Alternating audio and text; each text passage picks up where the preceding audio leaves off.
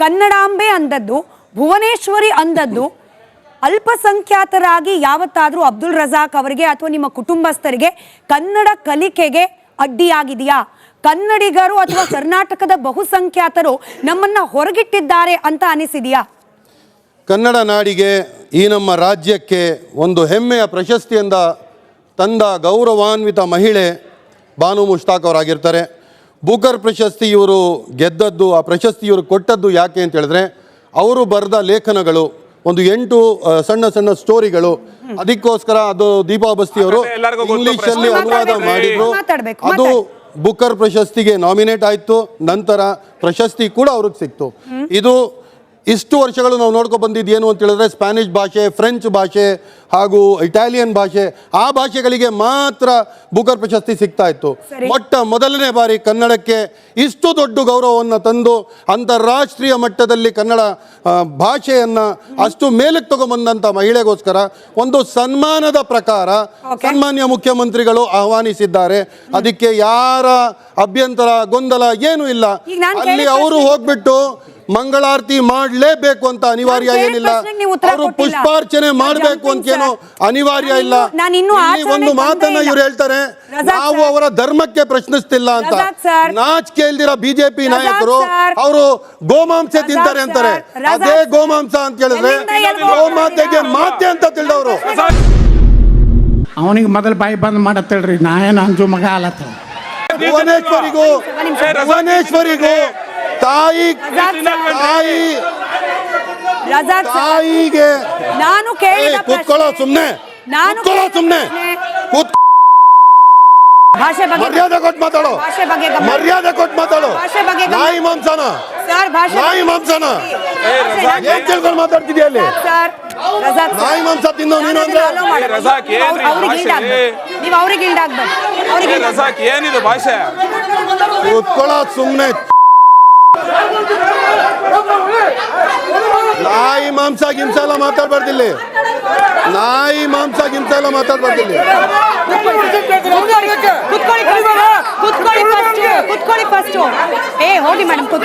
ನಾಯಿ ಮಾಂಸ ಕೆಟ್ಟ ಮಾತಲ್ಲಿ ಬೈದ ಅವನು ಕೆಟ್ಟ ಮಾತು ಮಾತಾಡಿದವನು, ಕೆಟ್ಟ ಮಾತು ಮಾತಾಡಿದವನು. ತಾಯಿವರೆಗೆಲ್ಲ ಬರಬಾರ್ದು, ತಾಯಿವರೆಗೆಲ್ಲ ಬರಬಾರ್ದು.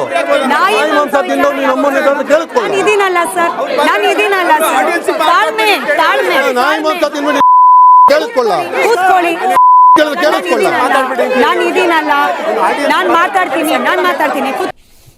ಕೋಪ ಬಂದ್ರೂ ಹಲ್ಲನ್ನ ಕಡಿದು ನಾಲಿಗೆನ ಹಿಂದಕ್ಕೆ ಇಟ್ಟುಕೊಂಡು ಮಾತಾಡಬೇಕು.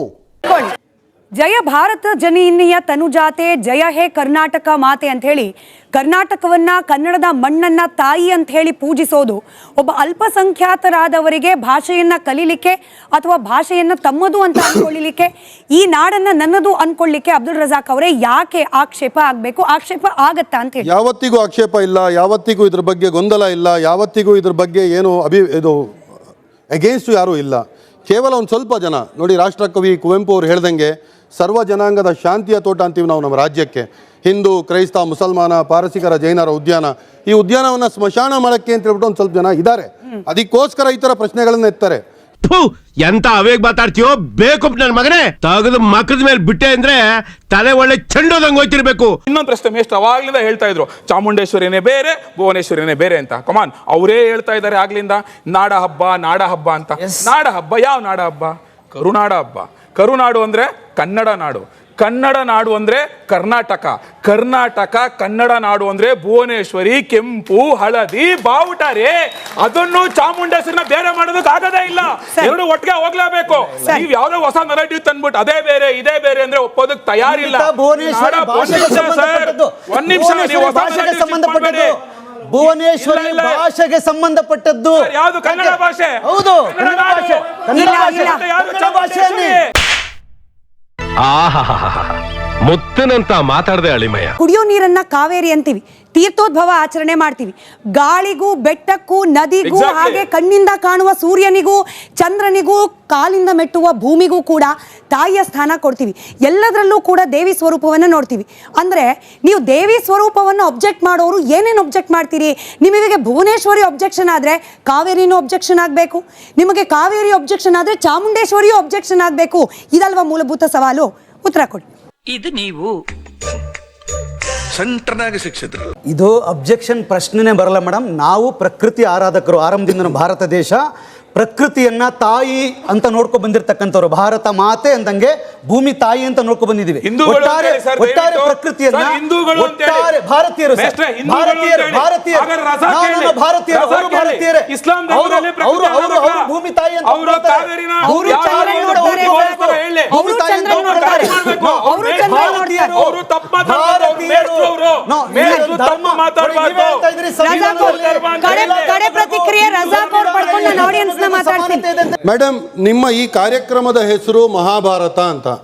ಇದು ಹಿಂದೂಗಳಿಗೆ ಸೇರಿದ್ದು, ಇದು ಹಿಂದೂಗಳ ಹೆಸರು ಅಂತ ನಾನು ಇದ್ರಲ್ಲಿ ಬರಲ್ಲ ಅಂತ ಯಾವತ್ತಿಗೂ ನಿಮಗೆ ಹೇಳಿಲ್ಲ. ನಾನು ಡಿಬೇಟಲ್ಲಿ ಬರ್ತಾ ಇದ್ದೀನಿ, ಮಾತಾಡ್ತಾ ಇದ್ದೀನಿ. ಆಹಾ, ಎಂಥ ಘನಕಾರ್ಯ ಮಾಡಿದೀಯಪ್ಪ. ನೀವು ಕಾವೇರಿಯನ್ನು ತಲಕಾವೇರಿಯಲ್ಲಿ ಕಾವೇರಿ ಸಂಕ್ರಮಣ ಅಂತ ಹೇಳ್ಬಿಟ್ಟು ಎಲ್ಲಿ ಕಾವೇರಿ ಹುಟ್ಟುತ್ತೋ ಅಲ್ಲೇ ಪೂಜೆ ಮಾಡ್ತೀರಾ. ಆ ಪೂಜೆ ಮಾಡಿದ ನಂತರ ಆ ನೀರು ಹರಿದು ಇಲ್ಲಿವರೆಗೆ ಬರುತ್ತೆ ನಮಗೆ. ಅದೇ ನೀರನ್ನು ನಾವು ಕುಡಿತಾ ಇದ್ದೀವಿ. ನಿಮ್ಮನ್ನು ಬಿಟ್ಟು ನಾವಿರೋಕ್ಕಾಗಲ್ಲ, ನಮ್ಮನ್ನ ಬಿಟ್ಟು ನೀವಿರಕ್ಕಾಗಲ್ಲ. ಈಗ ರಜಾಕ್ ಆಗ್ಬೋದು, ಮುಸಲ್ಮಾನರಾಗ್ಬೋದು, ಮೈಸೂರು ದಸರಾಗ ಹೋಗಿ ಅದ್ರ ಮುಂದೆ ಇದ್ರ ಮುಂದೆ ಪ್ಯಾಲೇಸ್ ಮುಂದೆ ನಿಂತ್ಕೊಂಡು ಫೋಟೋ ತೆಗೆಸ್ಕೊಳಕ್ ಆಗ್ಬೋದು, ಅಥವಾ ಜಟ್ಕಾ ಗಾಡಿ ಓಡ್ಸಕ್ ಆಗ್ಬೋದು, ತಿನ್ನಕ್ ಆಗ್ಬೋದು, ಮೈಸೂರು ಪಾಕ್ ತಿನ್ನಕ್ ಆಗ್ಬೋದು, ದಸರಾ ನೋಡಕ್ ಆಗ್ಬೋದು, ಲೈಟ್ ನೋಡಕ್ ಆಗ್ಬೋದು. ಅದ್ರ ಬಗ್ಗೆ ಯಾರು ಅಬ್ಜೆಕ್ಷನ್ ಎತ್ತಾನೆ ಇಲ್ಲಮ್ಮ. ಇಲ್ಲಿ ಅವ್ರು ಜರಿ ಸೀರೆ ತಂದ್ಕೊಡೋದಾಗ್ಬೋದು, ಇನ್ನೊಂದು ಆಗ್ಬೋದು.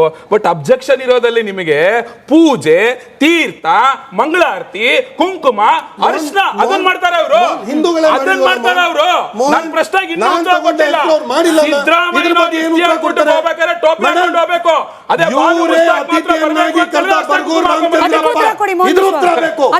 ಹಿಂದೂ ಅವರು ಬರ್ಗೂರ್ ರಾಮಚಂದ್ರಪ್ಪ ಮಂಗಳಾರತಿ ಮಾಡಿಲ್ಲ, ಪುಷ್ಪಾರ್ಚನೆ ಮಾಡಿಲ್ಲ, ಅದಕ್ಕೇನು ಉತ್ತರ ಕೊಡ್ತೀರಾ? ಮಾಡಿದ್ರಿ ನಾವು ಇವತ್ತು ತುಂಗಿರಿ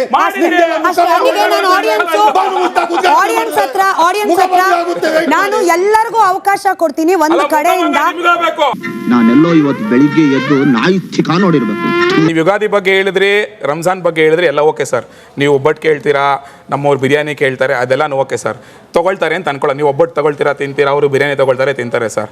ಆದರೆ ನಾನೇಂದ್ರು ನಿಮ್ಮ ಮನೆ ಒಳಗಡೆ ಬಂದ್ಬಿಟ್ಟು ರಂಜಾನ್ ಹಬ್ಬದ ದಿವಸ ನೀವು ಮಾಡೋ ಪೂಜೆ ನಾನು ಮಾಡ್ತೀನಿ ಅಂದರೆ ಬಿಡ್ತೀರಾ ಸರ್ ನೀವು? ನನಗೆ ಒಬ್ಬ ಮುಸಲ್ಮಾನಾಗಿ ನಾನೊಬ್ಬ ಮೂರ್ತಿ ಪೂಜಕ ಹಿಂದೂ. ಪ್ರಶ್ನೆ ಇರೋದು ಅದು ಸರ್. ಇಲ್ಲಿ ಪ್ರಶ್ನೆ imitates another religion is one of them. It's a famous hadith by Rasulullah sallallahu alaihi wasallam.